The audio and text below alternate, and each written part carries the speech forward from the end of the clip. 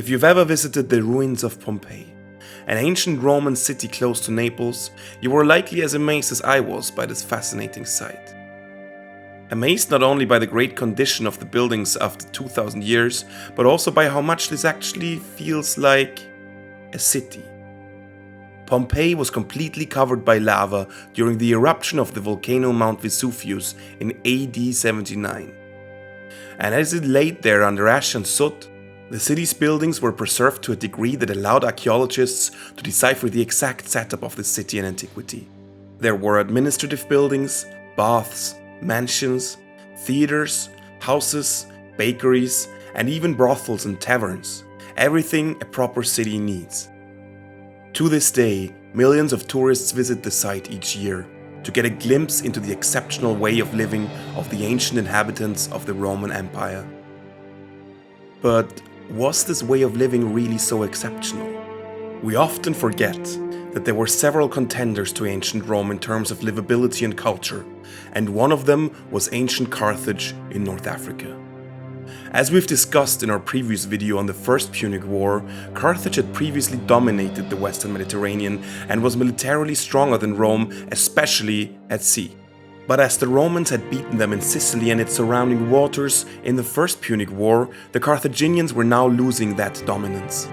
And in what became known as the Second Punic War, Carthage made a final real attempt to regain that dominance by beating the Romans not just at sea, but also through a massive land invasion into Italy by the legendary general Hannibal Barca. So in this video we will discuss the Second Punic War, arguably the most decisive moment in Rome's earlier history and thus one of the main reasons why so many tourists and hobby historians are still obsessed with Roman history, and, as we will see, also the reason why across the Western Mediterranean people speak Romance languages to this day. We'd like to thank you in advance for watching and want to invite you to subscribe to our channel and like this video if you liked it. Every subscription helps us to grow this channel.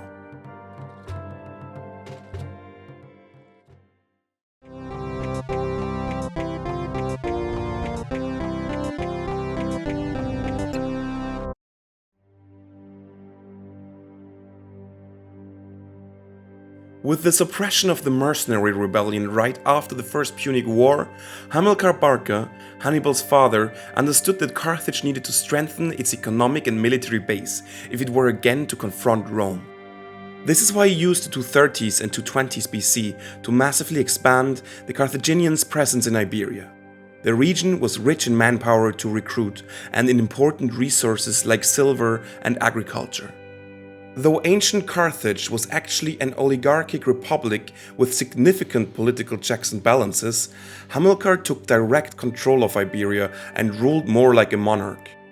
After his death, his son Hannibal took over his role. After in 226 BC, the Ebro Treaty was agreed with Rome, specifying the Ebro River as the northern boundary of the Carthaginian sphere of influence.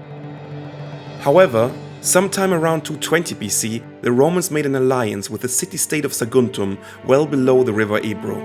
Seeing this as a threat to the rich and important Carthaginian dominions in Iberia, Hannibal moved to invade Saguntum in 219 BC. The Romans were not willing to accept this, declaring war on Carthage in 218 BC. Thus, just 23 years after the end of the First Punic War, the Second Punic War had begun.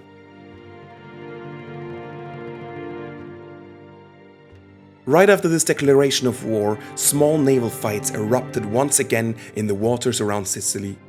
The Romans beat off this Carthaginian attack and were able to capture the island of Malta. Meanwhile, in the north, Carthaginian diplomats managed to convince the major Cisalpine Gallic tribes of the Po Valley to attack the Romans, causing a delay in the Roman detachment of forces to Iberia. So instead of letting the Romans come to Iberia, Hannibal gathered his forces at Cartagena, then even called New Carthage, and led an incredible army of 90,000 heavy infantry, 12,000 cavalry, and 37 war elephants along the Mediterranean coast all the way to the Alps. At the Battle of the Rhone crossing, Hannibal defeated the Roman allied army, then continuing to actually cross the Alps. It is not known exactly which route he took, The contemporary Greek historian Polybius suggests a route that would have led him south of Mont Blanc and then over the Col de la Traversette. But it is clear that in what became one of history's most epic motives, Hannibal lost an immense part of his army to the harsh conditions of the high western Alps. Still, to the Romans' absolute surprise, he reached the Po Valley with an army of 20,000 infantry, 6,000 cavalry, and an unknown number of elephants. And after several smaller successes and his victory at the first major battle at Ticinus, the Cisalpine Gallic tribes he had already been in contact with before joined his army to increase it again to a sizable 60,000 men, who then marched south towards the Roman heartland.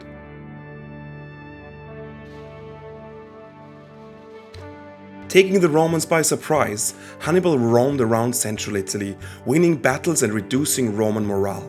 They ambushed and attacked the main Roman army at the Battle of Lake Trasimene, killing 15,000 Romans, including their general Flaminius, and taking 10,000 prisoners.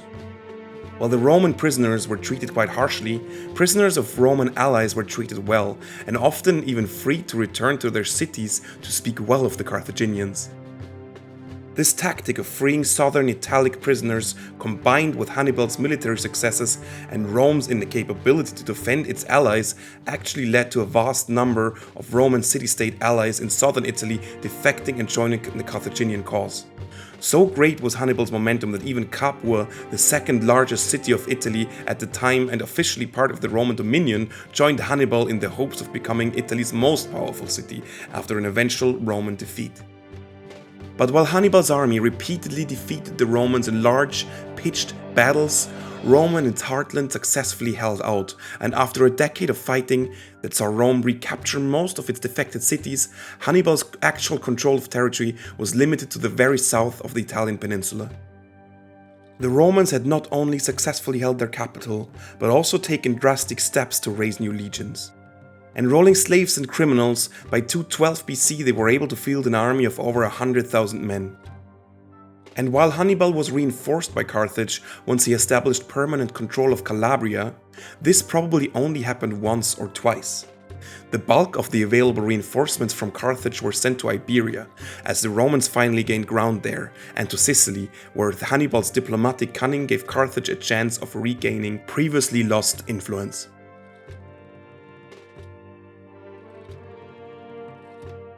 As you might remember from the First Punic War, while Carthage was expelled completely from Sicily, apart from the Roman possessions there was still the ancient and powerful Greek city-state of Syracuse, controlling a large part of the island. And when Syracuse's old king Hiero II died in 215 BC after a 45-year reign, old anti-Roman sentiment among the city's elite resurfaced. Hannibal, who was by this time already in southern Italy, was smart enough to make use of this and convinced Hiero's successor Hieronymus to enter into an alliance.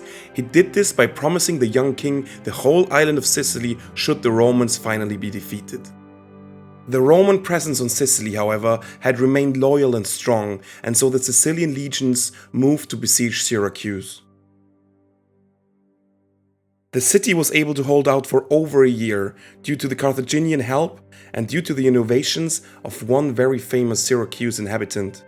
The mathematician and engineer Archimedes, still known today for his discoveries in mathematics, designed special catapults that helped the city defenders to counter the infamous Roman siege weapons. However, after an outbreak of plague and the inability of the Carthaginian army to relieve the siege, Syracuse finally fell to the Romans in 212 BC, and poor old Archimedes was killed by a Roman soldier.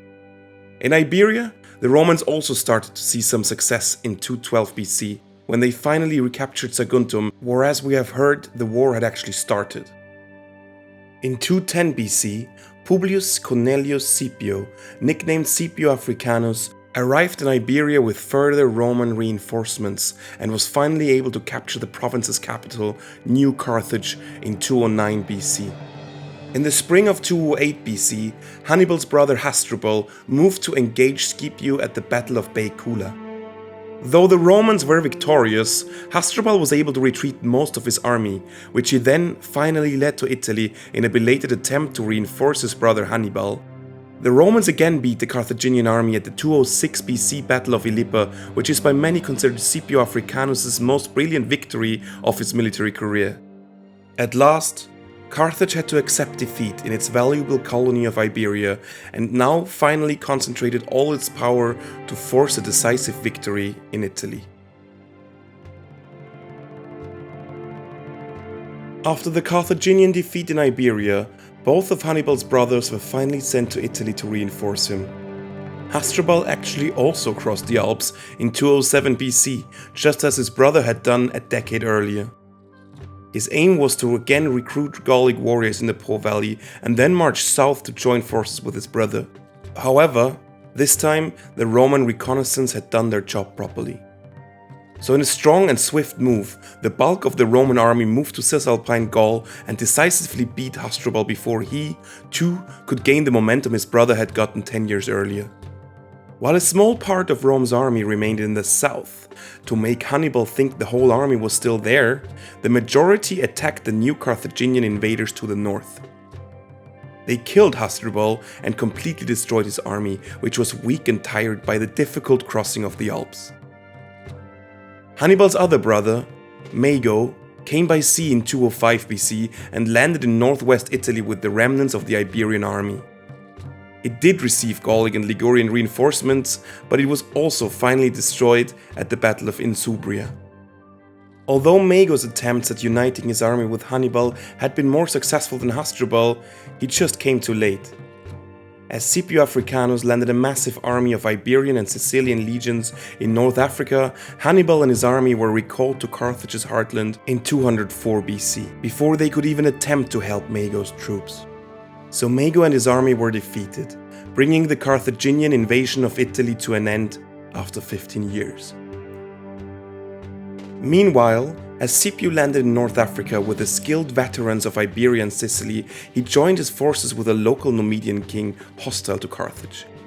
Together, they won 2 battles, although the main Carthaginian army did not engage.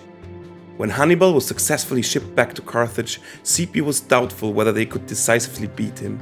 After all, in the First Punic War, the Romans had been beaten quite badly when they tried to invade Carthage. So the two sides entered into peace negotiations.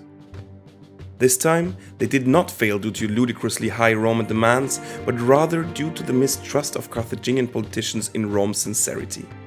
Therefore, Hannibal was sent out to attack Scipio's camp in a final attempt to turn the war in Carthage's favor. After a long and hard battle, in which no side's infantry could gain the upper hand for hours, Rome finally broke through on the sides with the help of the Numidian cavalry. Encircled, Carthage's lines finally collapsed and the battle was lost. Hannibal was forced to flee.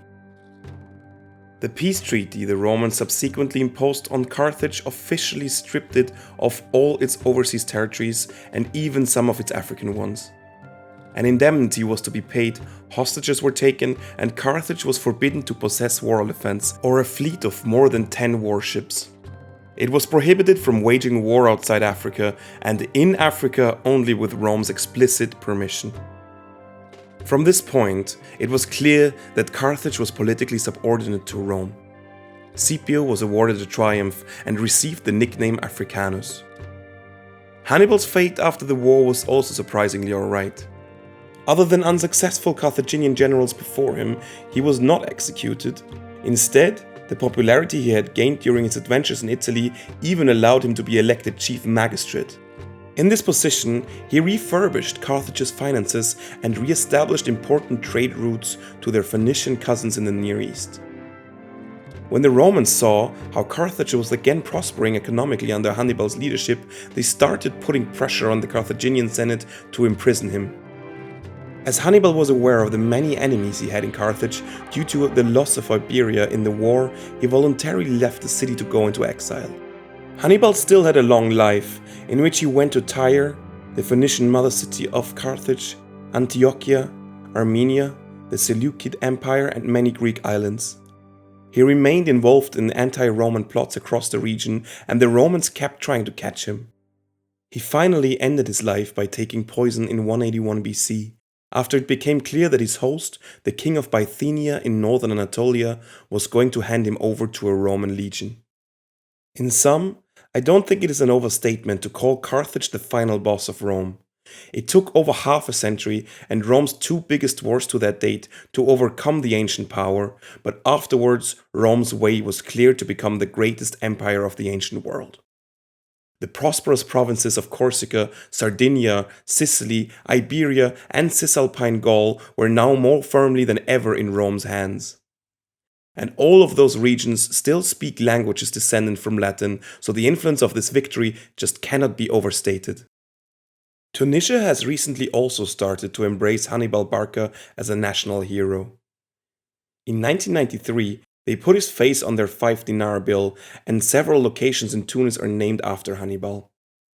There are also plans to put a 17-meter high colossus of Hannibal on a hill near the ancient ruins of Carthage, which still lie on the outskirts of the country's modern capital. Unlike the famous ruins of Pompeii, they don't tell a story of a natural disaster, but of a man-made one. More on that in our next video.